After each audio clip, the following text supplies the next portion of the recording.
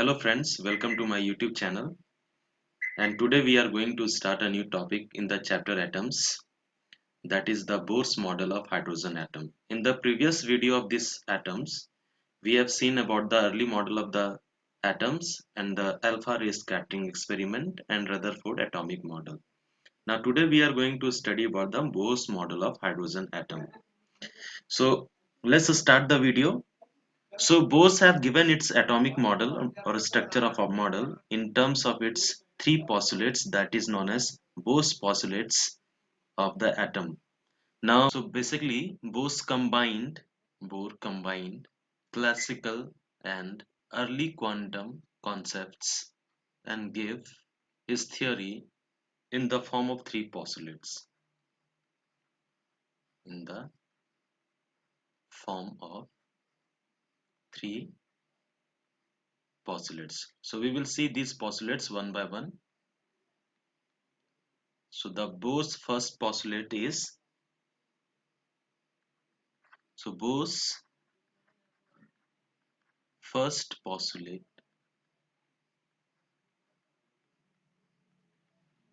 states that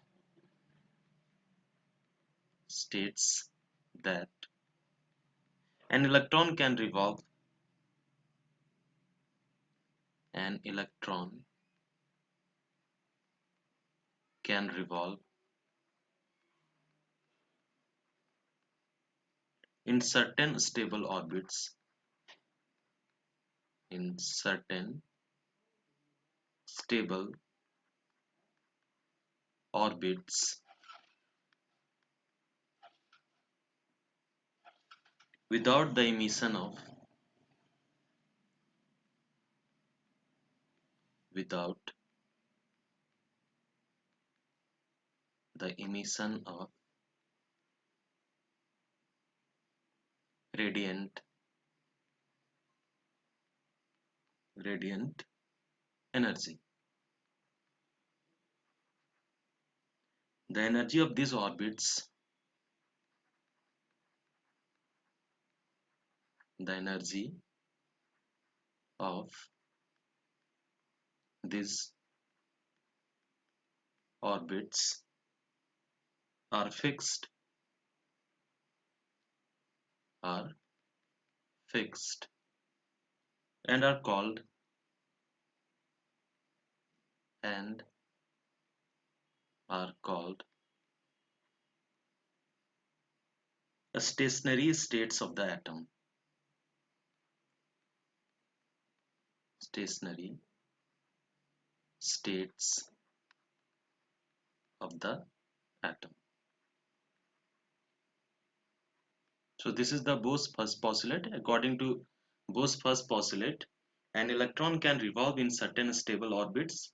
Means electron will revolve around the positively charged nucleus in a stable orbit. Means orbit will be stable and there will be no any emission of the energy when the electron is revolving around the positively charged nucleus.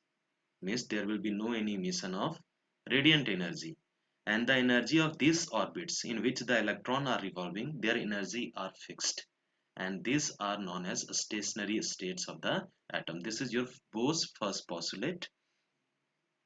And the second postulate, according to Bohr's second postulate, electron revolve around nucleus. Electron revolve around nucleus only in those orbits for which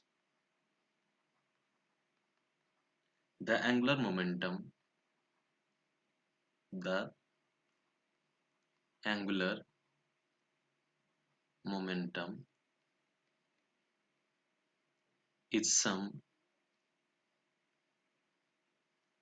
integral multiple of h upon 2 pi, where h is your Planck's constant. Means if the electron is revolving around the positively charged nucleus, then the electron will have the angular momentum, and this angular momentum will be the integral multiple of h upon 2 pi. This is known as quantization of angular momentum. Let's see this in the mathematical form. So suppose this is our orbit of the electron, which is revolving around positively charged nucleus. Suppose this is the orbit in which the electron is revolving. This is your orbit, and the central part is known as the nucleus. This central part is representing the nucleus. Suppose this central part is representing the nucleus, and electron is revolving around this positively charged nucleus in circular orbit. Suppose this is your electron. Okay, so if this electron is revolving, this is your electron, and this electron is revolving, this is your positively charged nucleus in a circular orbit. This is the radius of the circular orbit. Okay, electron is revolving around this positively charged nucleus in a circular orbit. The direction of velocity will be tangential. It has got some velocity. The velocity is v, and mass of the electron is m. Okay, this is the radius of the circular orbit. M is the mass of the electron, and v is the velocity. Then its angular momentum L will be equal to m into v into r. M into v into r. This angular momentum, it will be equal to h upon 2 pi, and this h upon 2 pi, it will be integral multiple of some number, integer n into h upon 2 pi, where n is your integer, which is representing the principal quantum number. Integral or integer, simply we can write down integral, not integer only. This will be your integer.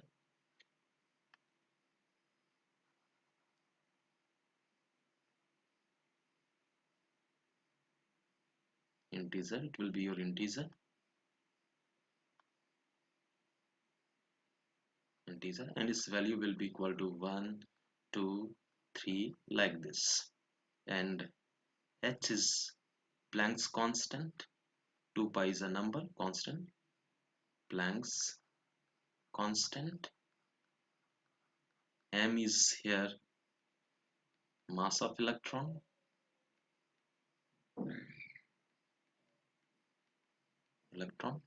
V is equal to velocity of electron in velocity of electron, and r is equal to radius of the orbit. Radius of the orbit. So angular momentum, it will be integral multiple of h upon 2 pi. This is known as Bohr's second postulate. Now coming to the Bohr's third postulate. So the Bohr's third postulate talks about the transition of the electron from one orbit to other orbit. So now we are going to discuss Bohr's third postulate. So according to Bohr's third postulate, when an electron when an electron makes a transition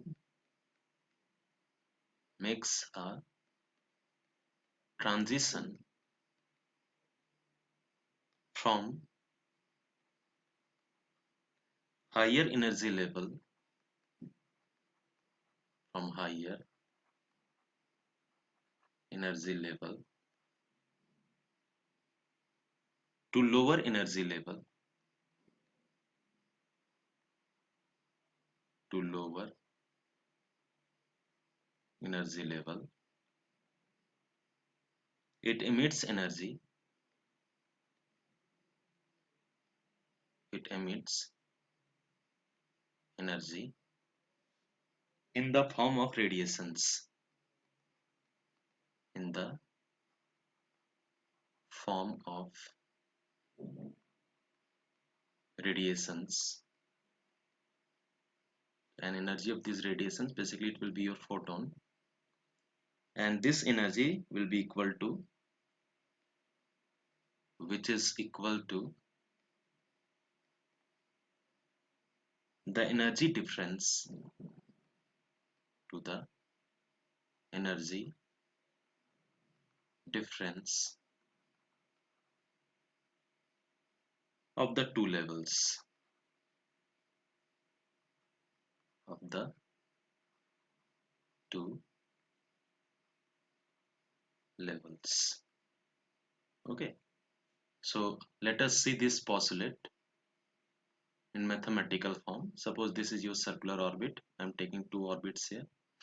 Let me choose two different orbits.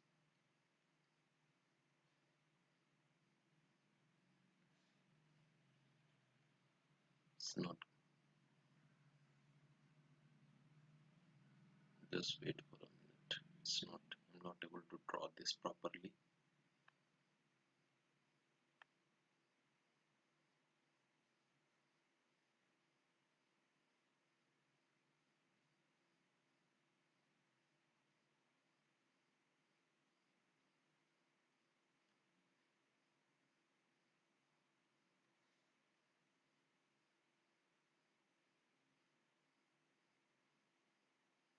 Okay,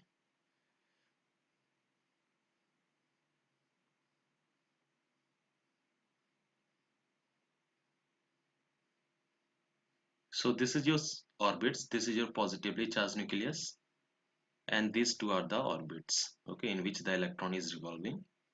Now suppose this two energy levels I'm taking. Suppose the energy of this state I'm taking EI, and energy of this state I'm taking EF. Okay, when electron is making a transition from this energy state, suppose higher to lower, you can take from higher energy state this to this. Suppose electron is making a transition. When electron is making a transition from this higher energy level to lower energy level, it will emit the radiations. It will emit the energy. Okay, this energy it will emit, these radiations, and these radiations will have energy, and this energy basically it will be equal to energy emitted, it will be equal to difference of energy levels between two states. E will be equal to E initial, means higher energy state, minus lower energy states. The difference between two energy states of the electron, it will be equal to energy emitted when the electron is making a transition from higher energy level to lower energy level, and this energy it will be emitted in the form of radiations, and the energy of the radiation it is given by h nu.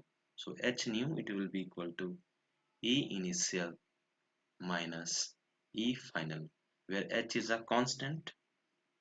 Okay, this h is a constant. Nu is equal to frequency of radiation, frequency of radiation. E initial is the energy of initial state, and EF is equal to energy of final state. EI is equal to energy of initial state, initial state, and EF is equal to energy of final state. Now, these are the three postulates. Now, quickly we will recap what are the three postulates of Bohr's model. So, the Bohr's first model talks about the energy states of the stationary states of the atom. When electron is revolving around the positively charged nucleus, it is revolving without any radiant energy, means there will be no any emission of the energy, and the energy of these orbits are fixed, which are known as stationary states of the atom. Now, Bohr's second postulate talks about the quantization of angular momentum. When the electron is revolving around the positively charged nucleus, then its angular momentum will be some integral multiple of h upon 2 pi. And the Bohr's third postulate is the transition of the electron from one energy state to other energy state, or basically from higher energy state to lower energy state.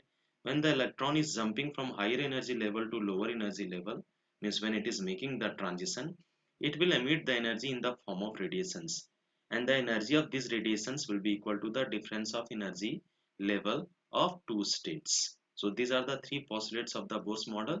Now we are going to analyze in detail about this Bohr's theory.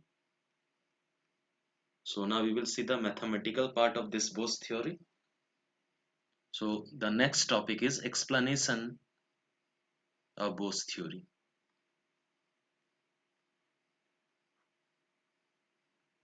Explanation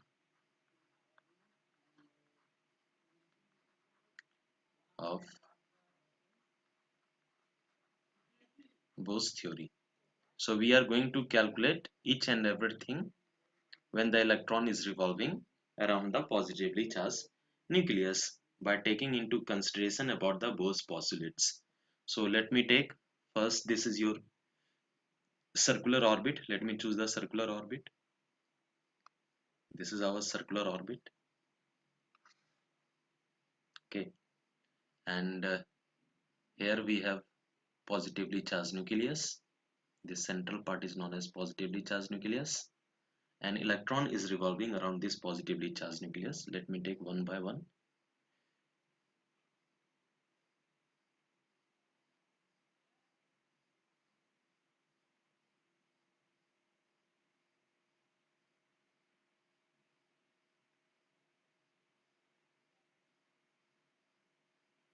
Okay,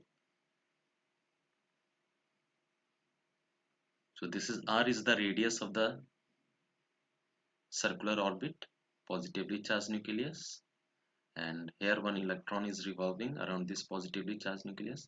Minus sign is there.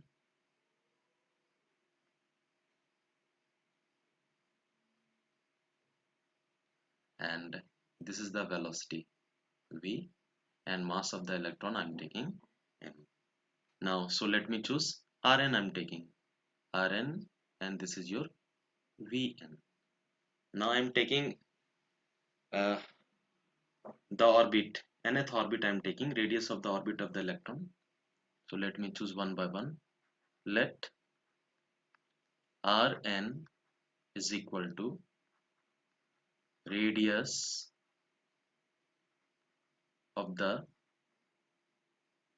orbit in which the electron is revolving. Radius of the orbit in which electron is revolving, corresponding to nth quantum number in which electron is revolving. And Vn we can calculate. Vn is equal to speed of the electron. Vn is equal to the speed of the electron, and m is equal to mass of electron, which is always fixed. Mass of electron, that is equal to 9.31 into 10 to the power minus 31 kg. And charge on electron is basically minus e, and charge on proton, that is nucleus, it is equal to plus e. E is equal to charge on electron. Only I'm taking the magnitude. Charge on electron, and this charge on electron, it is equal to 1.6 into 10 to the power minus 19 coulomb. Now when any particle is moving in a circular path, it's need a centripetal force, and the centripetal force here, it will be provided by the electrostatic force of attraction between the positively charged nucleus and negatively charged electron. So first we can write down about the centripetal force. Okay, so here electrostatic force, basically attractive force here, electrostatic force between positively charged nucleus, between positively charged nucleus and negatively charged electron, negatively charged electron provides the necessary centripetal force, the necessary centripetal force, petal force to the electron to the electron to move in a circular orbit, in a circular orbit around the nucleus, around the nucleus. So basically, the electrostatic force of attraction between the positively charged nucleus is providing the necessary centripetal force. So I can write down electrostatic force Fe. It is your electrostatic force between positively charged nucleus and negatively charged electron. This electrostatic force is providing the necessary centripetal force, and that is equal to Fc. Fc is your centripetal force. Centripetal force. Now we know the formula of electrostatic force between two charges. The electrostatic force between two charges magnitude only 1 by 4 pi epsilon naught q1 into q2 mod upon distance between charges, that is equal to r square, and centripetal force it is equal to m into v square upon r, where r is the radius of the circular path. Now let me choose all the values. 1 by 4 pi epsilon naught in air medium, it is a constant. Charge on electron only magnitude e, charge on nucleus only one proton is there e, and radius here I have taken Rn, so Rn is square, it will be equal to mass of electron m, a speed I have taken Vn, so Vn is square divided by Rn. Now if we will solve this equation, 1 Rn, it will be cancel out.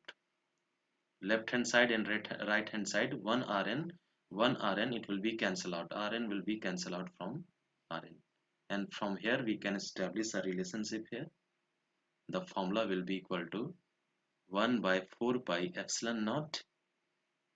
Now this formula will reduce to 1 by 4 pi epsilon naught E into E square divided by Rn, it will be equal to m into Vn square. I am taking this as equation number 1. Now using the Bohr's second postulate, that is quantization of angular momentum. When any electron is revolving around the positively charged nucleus, then its angular momentum is some integral multiple of h upon 2 pi. Now according to Bohr's postulate, we know according to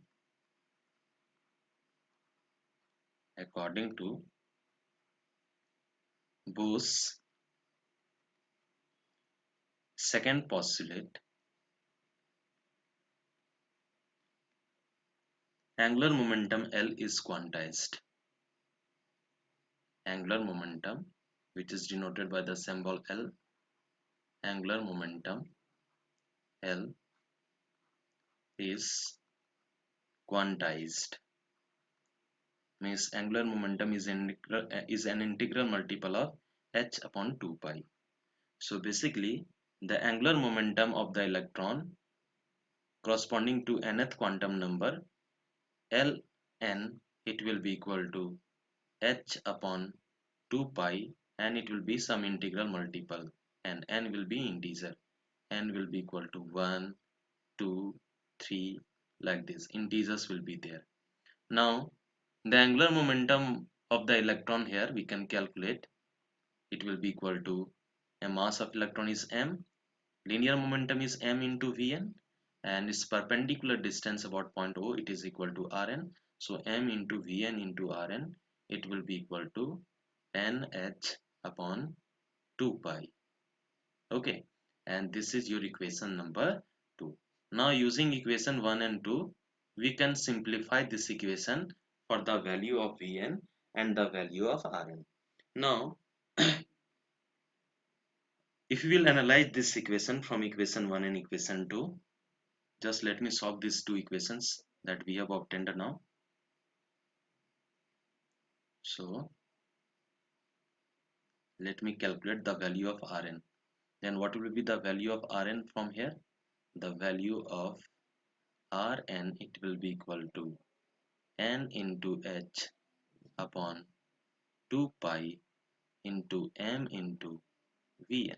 Now putting this value in equation number 1, putting this value in equation 1. So this is our equation number 1. Just look there. Equation 1 is 1 by 4 pi epsilon naught into E square divided by Rn. Replace the value of Rn.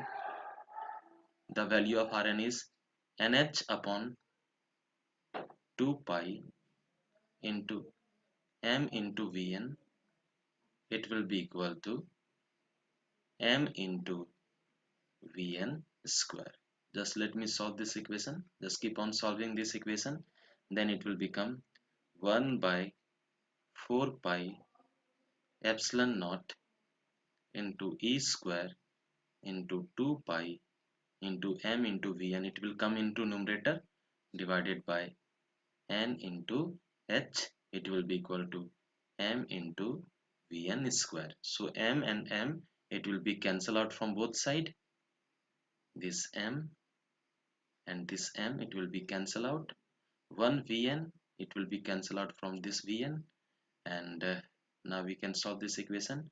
2 2s are 4, so this equation will reduce to E square, and pi will be cancelled out, pi cancel out, so it will become E square by 2 epsilon naught into n into h.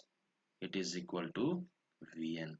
So we have obtained the expression of velocity of the electron in nth orbit, or Vn, it will be equal to E square divided by 2 epsilon naught into n into h.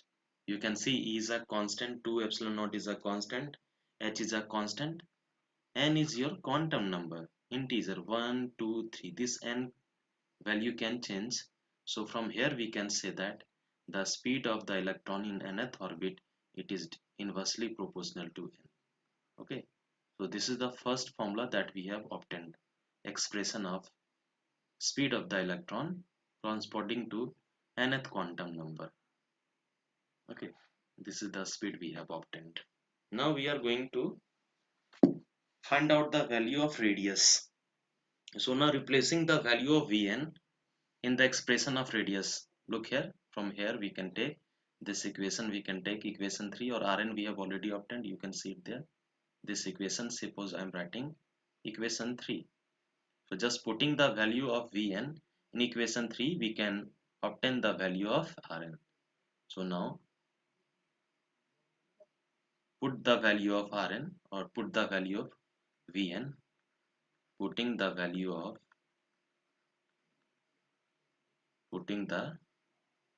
value of Vn in equation 3rd. Okay, so our equation 3rd is Rn is equal to NH upon 2 pi into m into Vn. I am replacing the value of Vn. So Vn, it is equal to Vn is equal to E square divided by 2 into epsilon naught into n into h. So after solving this expression, we can obtain the value of radius. Rn, it will be equal to n into h, it will become into numerator, n into h divided by this 2 pi m into E square into 2 epsilon into nh, it will come in numerator. Okay, so nh into nh, 2 will be cancelled out. Okay, 2, and this 2, it will be cancelled out. Then radius we can obtain. The value of radius, it will be equal to Rn, it will be equal to epsilon naught into n square into h square divided by pi into m into E square. This will be our value. Now after rearranging, we can see this radius Rn, it will be equal to epsilon naught into h square divided by pi into m into E square multiplied with n square. where n is your integer, 1, 2, 3, like this. The term in the bracket epsilon naught is a constant that is known as absolute permittivity of air or vacuum. H is Planck's constant, that is again a constant. Pi is a constant. Mass of electron is constant. E is equal to charge on electron is constant. So this whole term is your constant, and this is represented by R naught. So we can write down Rn, it is equal to R naught into n square. Okay, where R naught is a constant, where R naught is equal to this value epsilon naught into h square divided by pi into m into e square. If you will put all the values of epsilon naught like this R naught is a constant, and this is known as Bose radius. Basically R naught is known as Bose radius, or we can represent it by a naught also. This R naught is known as, it is a constant, and this constant is known as Bose radius. This R naught is a constant, and this constant R naught we can calculate by putting all the value. R naught, put the value of epsilon naught, the value of h square into epsilon naught is there. Epsilon naught is equal to 8.825 into 10 to the power minus 11 multiplied by h square 6.634 into 10 to the power minus 34 joule per second square divided by pi. Pi is equal to 3.14. Mass of electron is 9.31 into 10 to the power minus 31 multiplied with E. E is equal to 1.6 into 10 to the power minus 19 all square. If you will calculate, this value will come out to be 5.29 into 10 to the power minus 11 meter. So the value of R naught is equal to 5.29 into 10 to the power minus 11 meter, and this R naught, it is known as Bohr's radius. Okay, and from here we can see that since Rn it is directly is equal to R naught into n square, so Rn is basically directly proportional to n square. Okay, so radius is directly proportional to n square, where n is your principal quantum number 1, 2, 3. It will take the integral value 1, 2, 3, 4, 5 this, and when you will take n is equal to 1, then R naught, so Rn, or we can take first orbit radius n is equal to, so R1 it will become R naught, and it is equal to 5.29 into 10 to the power minus 11 meter. Okay, and this radius is known as Bohr's radius. Okay, very simple it is. Now similarly we can calculate the radius equal to second quantum number n is equal to 2. So directly we can write down R2, it is equal to R naught into n is equal to 2, so 2 is square. Similarly we can calculate the radius equal to third quantum number R naught into 3 square. In this way we can calculate the radius of any orbit, or radius of nth orbit we can simply calculate. So this is all about the radius of nth orbit. Now we are going to calculate the total energy of the orbiting electron. How we can calculate the energy, potential energy, kinetic energy and total energy. First I am going to calculate the potential energy. So let me calculate. The next term is potential energy. We can use all the values that we have obtained. So now potential energy we can calculate. Potential energy. Suppose potential energy I am writing by symbol N. Potential energy. Here this energy will be electrostatic potential energy, and the electrostatic potential energy between two charges, it is equal to 1 by 4 pi epsilon naught q1 into q2 upon r. So now we can calculate in nth orbit, it will be equal to 1 by 4 pi epsilon naught q1, charge on electron is equal to minus e, charge on nucleus it is plus e, divided by radius in nth orbit, it is equal to Rn. So potential energy U, it will be equal to 1 by 4 pi epsilon naught minus sign 1 by 4 pi epsilon naught E square divided by Rn. Just put the value of Rn that we have obtained here. The value of Rn we have obtained epsilon naught into n square into h square divided by pi into m into e square. So now replacing the value of Rn. So the value of U we can obtain minus 1 by 4 pi epsilon naught into e square divided by, put the value of Rn. The value of Rn is n square h square into epsilon naught divided by pi into m into e square. Now after putting the value, after simplifying this equation, we can get minus of 1 by 4 pi epsilon naught square into n square into h square, and in the numerator it is e square, and pi into m into e square, it will also come in the numerator. Pi will be cancelled out. So basically energy we can obtain, pi is there, yeah. So energy, it will be equal to, potential energy, it will be equal to minus of pi into m e square into e square, it will be equal to e to the power 4. Pi will be cancelled out. Okay, I will cancel it out later on. Divided by 4 pi into epsilon naught square into n square into h square. After solving, we will get this expression as pi will be cancelled out. So it will become minus e to the power 4 into m divided by 4 into epsilon naught square into h square into n square. So this is the potential energy. Similarly, we can calculate the kinetic energy also. Side by side, we can calculate the kinetic energy also. Okay, let me calculate.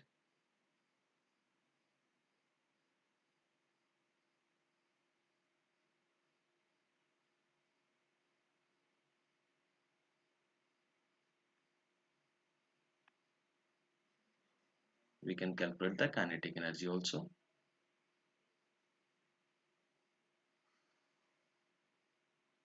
Okay, so what will be the kinetic energy? Kinetic is the general formula of kinetic energy. It is equal to half mv square. So we can calculate kinetic energy also.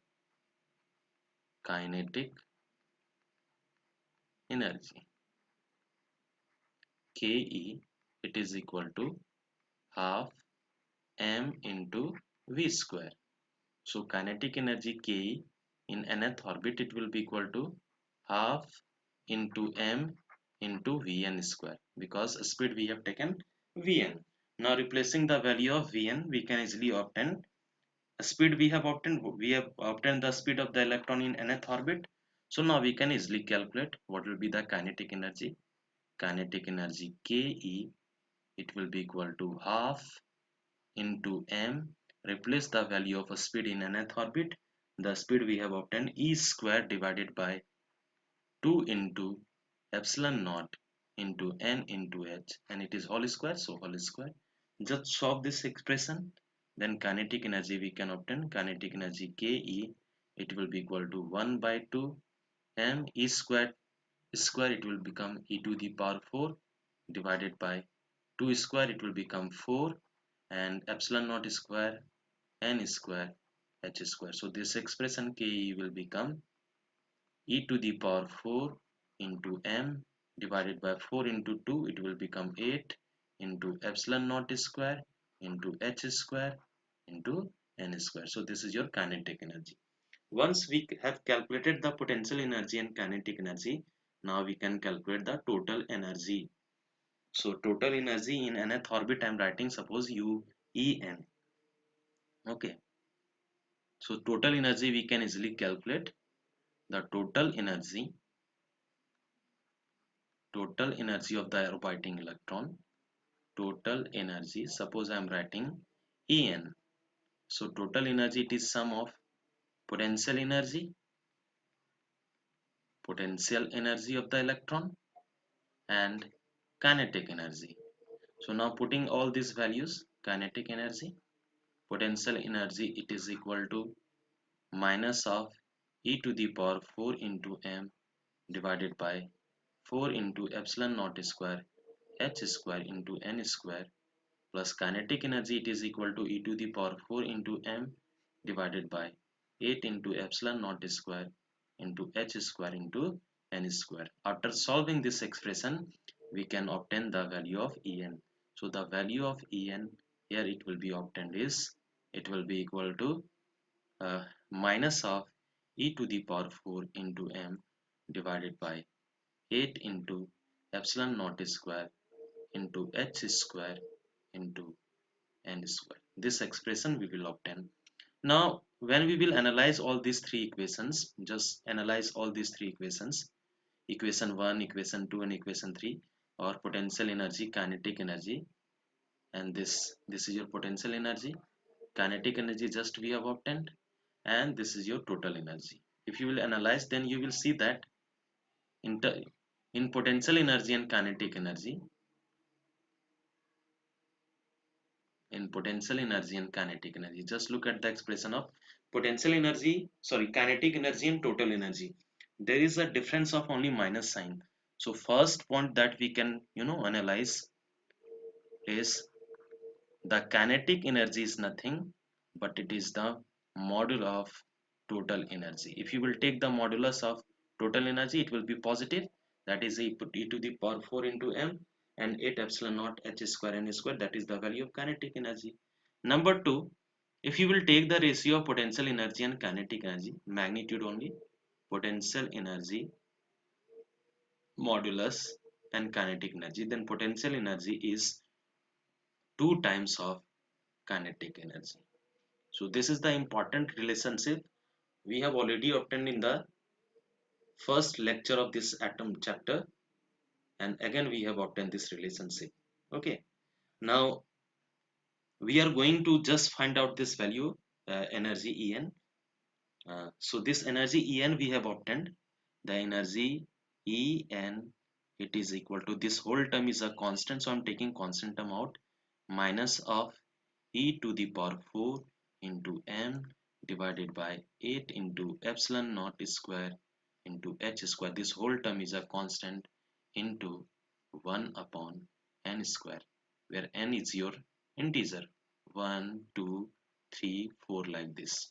Okay, so putting all the values of this e to the power 4 e m 8 epsilon naught h square, we will get the value in terms of energy, or energy in terms of n only, and this energy, the SI unit of energy is joule. So let me put all the values, then energy En, it will be equal to minus sign, put the value of E, the value of each charge on electron, 1.6 into 10 to the power minus 19, column in SI unit I am taking, power 4, mass of electron 9.31 into 10 to the power minus 31 kg in SI unit, divided by 8, put the value of epsilon naught, the value of epsilon naught is 8.825 into 10 to the power minus 11, 8.825 into 10 to the power minus 11, square is there, so square, and h is your Planck's constant, 6.63 into 10 to the power minus 34, square is there, so square term,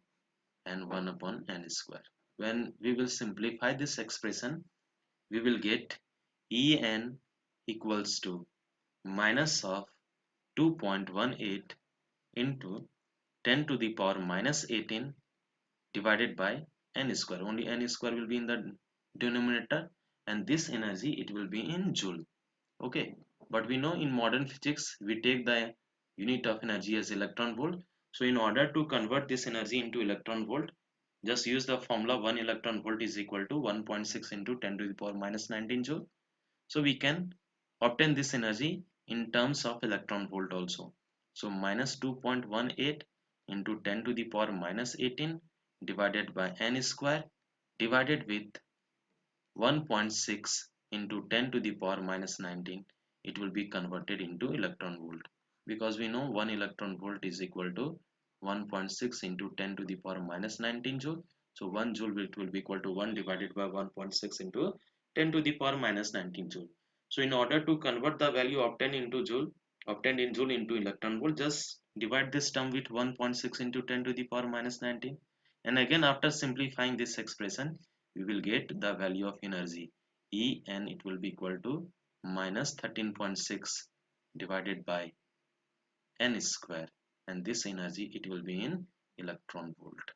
Okay, and this is the final expression, and here from here we can see energy En is inversely proportional to n square. Okay, so this is your final expression that we have obtained the energy of the electron, okay, or orbiting electron. This is the required expression. En is equal to minus 13.6 divided by n square. This value will be in electron volt. So now we can calculate the energy in all the states. So first, for hydrogen atom, suppose you are taking, then I am starting with this, and n is your integer, 1, 2, 3, 4, like this. So n is equal to 1, first principal quantum number. Energy, this energy is known as energy of ground state. So E1 it will be equal to minus 13.6 divided by n is equal to 1. So 1 square, it will become minus 13.6 electron volt, and n is equal to 1 for hydrogen atom. N is equal to 1 is known as ground state, means when the electron is in ground state, its energy will be equal to minus 13.6 electron volt. Now I am taking n is equal to 2.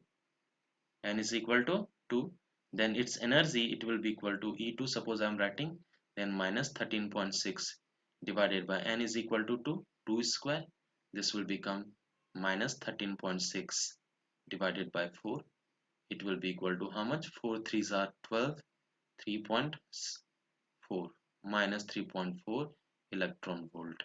Okay, and similarly we can take n is equal to 3, the energy it will be equal to E3, it is equal to minus 13.6 divided by 3 square, 3 square is equal to 9, so minus 13.6 divided by 9, it will be equal to 9 ones are 9, 46, 945, 1, so it will be approximately 1.51 electron volt. And similarly we can calculate energy n is equal to 4, n is equal to 5, like this. Okay, so these states, n is equal to 2, n is equal to 3, these states are basically known as excited states. And when you will take n is equal to infinity, n is equal to infinity, then energy when you will take the electron is equal to infinity, then it will become minus 13.6 divided infinity square. When you are dividing any term with a large term, it will be equal to 0. Now we can define these states. These states are known as excited states. These states, okay, these are known as excited excited states of the electron in hydrogen atom. And this n is equal to infinity, it is known as ionized state. Okay, so how much energy is required in order to move the electron from ground state to an ionized state? Means electron is completely removed from its ground state. So you can see the energy difference between these two states, minus 13.6 and 0. So basically final minus initial, 0 minus minus 13.6, that is equal to 13.6. And here comes the definition or concept of ionization energy. So the ionization energy of the hydrogen atom, it will be equal to 13.6 electron volt. Okay, so this energy we have calculated. Now let me choose here. So energy, ionization energy we can easily calculate. When you are taking the electron from ground state to ionized state, the energy required we can calculate. What is the energy difference between these two states? You can easily see that the energy difference is how much energy is needed, energy supplied. So how much energy is supplied in order to move, energy supplied, or what is the energy difference? Okay, so final minus initial, final is 0, you are taking the electron out from the atom, 0 minus initial is minus 13.6, so it will be equal to plus 13.6 electron volt, and this energy it is known as ionization energy. Okay, so the energy required to remove the electron from its ground state to ionized state, it is known as ionization energy. Okay, so we have calculated the ionization energy also in this case. Now moving to the next topic. So our next topic is basically uh, the spectral series. We will see the spectral series of the hydrogen atom in the next video. We will see. So that's all from the today's video. If you have liked this video, please like, share and comment, and in the next video we will see about the spectrum of the hydrogen atom. Thank you everyone.